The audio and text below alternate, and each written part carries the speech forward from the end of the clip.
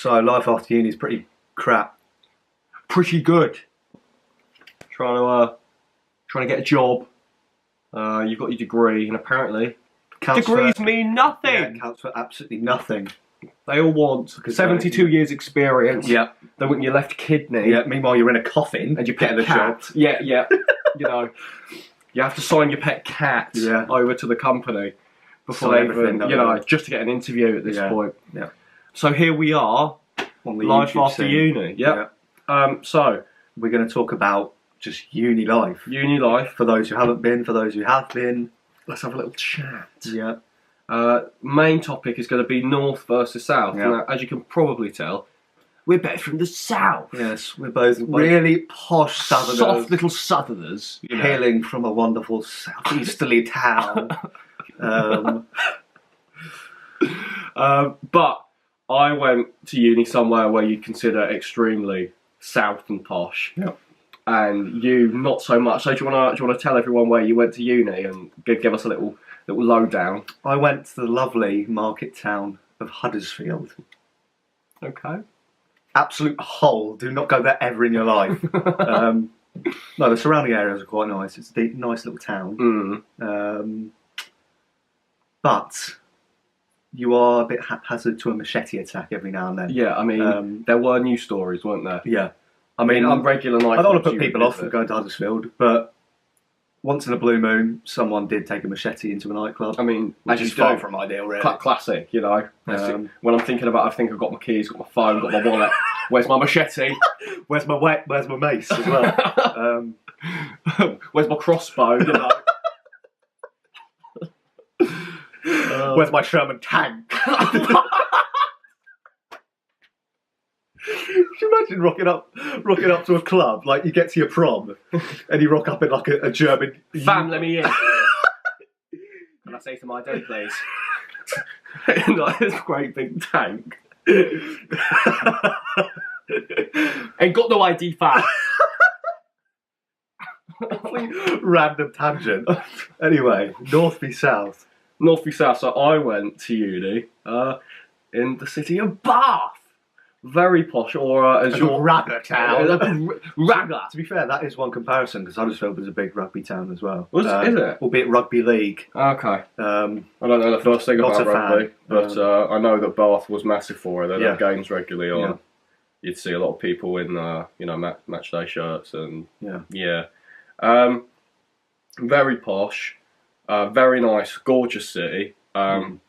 But it did have its drawbacks for that. It's extremely expensive. It was so expensive to finance being there. And if I didn't have my business on the side while I was at uni, I'd have struggled. Yeah. You know. So we had a brief look at our housing prices, what we paid for accommodation. We're not going to reveal, but the North is significantly cheaper. It's ridiculous. Per week, for me, it was hundreds. And for you, it was like not just below. Yeah. You know, the contrast and what you were getting looks better than what I had. I mean, I was paying hundreds for my second year accommodation, and to put it lightly, let's list it off, shall we? There was water coming through the ceiling of my room, single-paned windows, so it was freezing. Woke up with damp sheets every morning from the surrounding environment. Felt like you just woken up in the middle of trench warfare. Yeah. Woke up with slugs on the walls everywhere. Yep, slugs. So we ended up putting salt in front of the doorway. As if I'm performing like a ritual to keep the demons away. Yeah, keep the demons out, you know. Slugs be gone, you know. We had like pellets, like you know, like on like your kitchen counter, you've got like your washing up liquid and maybe your drain unblocker. We had slug pellets next to it as well. Like, not ideal. No. Not ideal. That's pretty good. And we were paying hundreds for that, and then you just showed me a picture of the kind of places you were staying, and it was stunning to say the least. And you're paying like a quarter. Yeah. Albeit I was in the North. So I think I think that's a win for the North there. You know, pricing wise, it's far more feasible. You know, and I imagine you'll have a bit more money to mess around with. You know, if you want to save or you want to go out clubbing on a regular basis. Yeah. Linking with that, clubbing. Let's talk about prices. So, talk to me about an average night clubbing in Huddersfield. Well, where to begin? a night out in Huddersfield is. Some people hate it, but I think it depends on your expectations. The main club I'd go to in Huddersfield was Tokyo, Okay. which was always an amazing laugh. Okay. I know they've changed the price slightly now, but our student night in Huddersfield was a Wednesday night, and I could go out comfortably and get absolutely raucous on a solid 10 British sterling.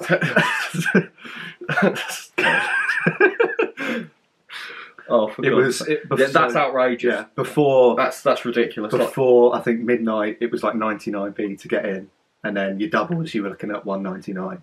So That it is was a very silly night. You wouldn't even get that from like, oh my God, like in Bath. Okay, there were a lot of nightclubs. There was quite a lot of choice, and you would get the odd one that would be cheap. There was one that's actually shut now, which probably speaks volumes. That was like 99p Jaeger bombs, but it was a bit of a whole night. No one went. Like your average club in Bath. I mean, some of the bigger ones, you're like £5, £6 entry. Then and then like a double mixer will be kind of like £5-6. You know, especially like a lot of my housemates like going to like cocktail bars and that, and you know, as much as you can get 2 for ones, it's like £10. Just like, you know, yeah, it's a no from me. Yeah, large amounts of money. You couldn't go out on. You'd have to go out with like £30 minimum to kind of have a good time and get drunk, unless you get absolutely destroyed in pre-drinks. Yeah. I could go out most weeks, so that's the difference. If I was living in Bath, we did in first year. We did. We went out a lot because a lot of the, I don't know. There seems to be more. There are the odd student nights where things are cheaper. But it's just not £50 for entry rather than 100. Yeah, exactly. But then the ones that were obscenely cheap, no one would really go to those nightclubs that much anyway. They weren't as good. Right, so out and about in the towns or city, what kind of things were there to do as such? You know, places to eat, things to do. There was a lot of theatres, and I saw a lot of theatres. There was a lot to do in that, you know, that aspect. Obviously going out. But what about you? What kind of things were there to do? Maybe bar, kind of your drinking aspect, kind of drinking side of things. I mean, there was a fair amount in terms of like your pubs and stuff. I think from the sounds of Bath, there were more places to sort of go out for a night out as such, if you wanted. Yeah. We had your classic spoons. Spoons. You had a really good actually like kind of student bar kind of pub place where the prices were a little bit more expensive, but they'd have the football on the big screen. They'd have a PS2, which took me back. Yeah, playing like FIFA 03 or something. I think we actually have a video coming out soon about a PlayStation 2 game that'll make you relive your childhood. So look out for that. What about like you're in the actual uni? Let's talk about like student union. Like, what was your SU like? This was the thing. Our SU was terrible. I know a lot of unis have like student union bars. We didn't have that. We had a shop with like egg and cress sandwiches for like 50 quid or something, which looked like they'd been made like at the back of Beyond, like made on some concrete. Oh Christ! Horrible. No, probably the most impressive thing about our like campus was the library. It was like 5 floors. Really? It was huge. Wow. Not that I ever took many books out because I wasn't a willing student. No. My degree didn't really involve. No, it didn't, did it? No. Mine did. Yeah. Yeah. I was too busy watching sport. Yeah. Yeah. No, my SU was good. It's you hear stories. I've heard stories about like friends of ours that have their SUs are almost like massive nightclubs, and I've been to a couple, and they're better than the nightclubs you get in town half the time. Yeah. But this was more almost like a music venue almost. They get the odd band on here and there, and I actually did a few gigs there myself. It was a nice bar. The prices were okay, but sadly, like I don't know, the atmosphere was never that good. It was only like a massive event where you'd get a lot of people in and you'd get a buzzing atmosphere. But considering the prices of Bath, you know, their bar wasn't bad. They did this thing, I can't remember, I think it was every Wednesday, called like the Stock Exchange, and drinks prices would change depending on how much someone was buying of one thing. That and sounds very Bath. Yeah, it sounds very southern. Yeah, extremely southern. Oh, it's our stock exchange night. Stock exchange night. Meanwhile, we've got bloody machete night or whatever. Carling's down 2%, you know. Yeah, machete night. Hey fam, buy one machete, get one free. Right, where can we go from here? What shall we talk about some of the more deeper aspects? Moving away from the north to the south, Yeah. I think in the end it's all kind of the same, you know. Yeah. I think if we talk about post-uni, Post-uni. 'cause I think a lot of people are going to be able to relate to this specific bit in terms of coming out of uni and not having altogether that much help in terms of finding your next kind of stage on the ladder of life as such. I just, it's difficult because some people do walk out of uni almost into a job, and it's almost incredibly frustrating because I think some people get, and I know you with your degree you got a placement, didn't you, with the which uni, really helped. which really helped. My uni didn't do any of that, and I Yeah. probably should have taken the initiative to do one whilst I was at uni, but to get a high grade plus running my own business that was earning me my keep to be there, Exactly. I just didn't have the time. No. And I feel like what is so infuriating is that employers look at, I mean, you can understand it because they want someone that can just walk in and do the job, but that it's like solely experience, and they don't ever even want to have a look in or give someone a chance that's not got minimum 2 years experience. That's what I'm seeing everywhere, 2 years experience you got to have under your belt before you're even considered. And a lot of people seem to be employing people from already within the company as well. Yeah. Which doesn't necessarily, obviously doesn't help graduates coming out of uni. Yeah. And I think it's a lot to do with the contacts as well that you make. I made a lot of contacts at uni, but then I think it depends whether it's of who you know and whether they can actually provide you with an opportunity. Yeah. Because a lot of people on my course came out and have got some really, really good jobs, and that's amazing. Some of the jobs people are in, and it's really encouraging to see that my course was actually good and it could actually like provide people. Yeah. But then loads of people kind of more up north. I'm kind of looking at the London area where there's a lot of opportunity, but there's a lot I of can imagine that might be competitiveness. quite difficult for people that are based up north then, because I imagine, I mean, there'll be work in every big city, but London seems to be the hub of everything. Like the line of work that I want to go into, it's the same. I mean, we're both in really good positions in terms we have jobs with companies and they're getting us to go to things. Yeah. I mean, Amazing I don't experiences. think you mind me saying, but you get to go and what's the word I'm looking for? Of course, I mind you saying so.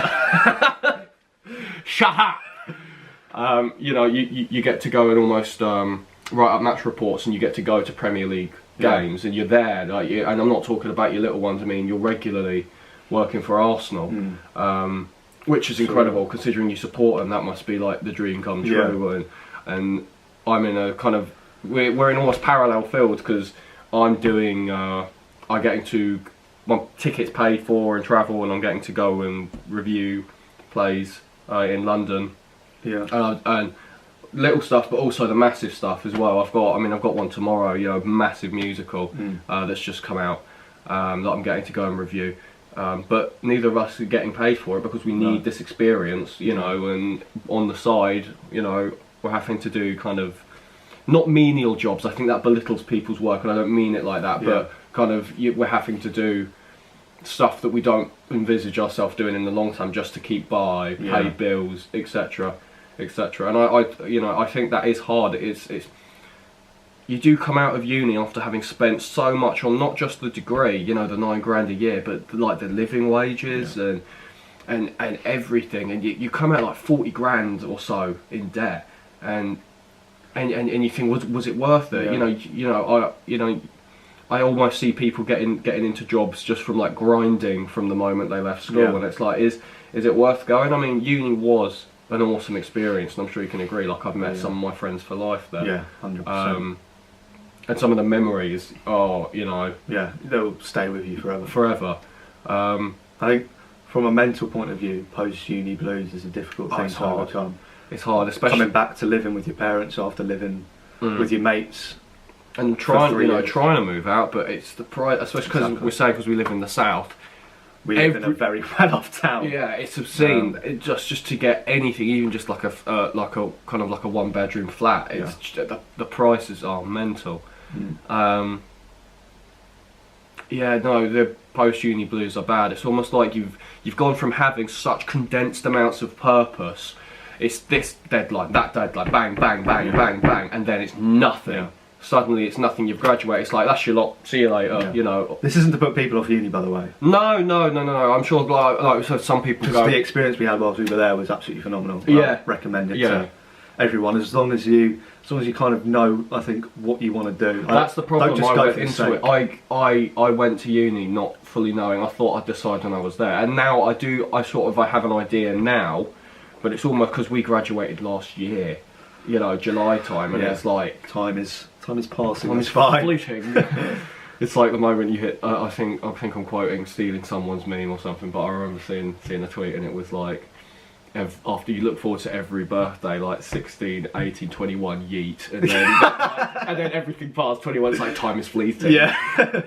Yeah. No, we don't want to put people off because there are massive pros and cons, but it is almost like, and it's hard when you're a kid and you're 18 and you're going, you don't know what you want to do, and no, I think I know this sounds silly to some because a lot of people will be proactive. We're making a terrible habit of this. Yeah, it seems to be becoming a regular thing. So shall we just put it in the show in general now? It just cuts out. Yeah. And then you get some half-assed... half-assed ending. Yeah. Just like I was at uni, basically, so it sums up things rather well. Yeah. Camera equipment going wrong. Yeah. But we digress. We were going to give some advice, but I think we're past the point of that, so... Yeah, we've been trying to make the camera work now, and we've resorted in using our phones for this last bit, so maybe the quality will be good, maybe it won't. Maybe it won't. Much like our uni experiences, sometimes may be good. Crying out.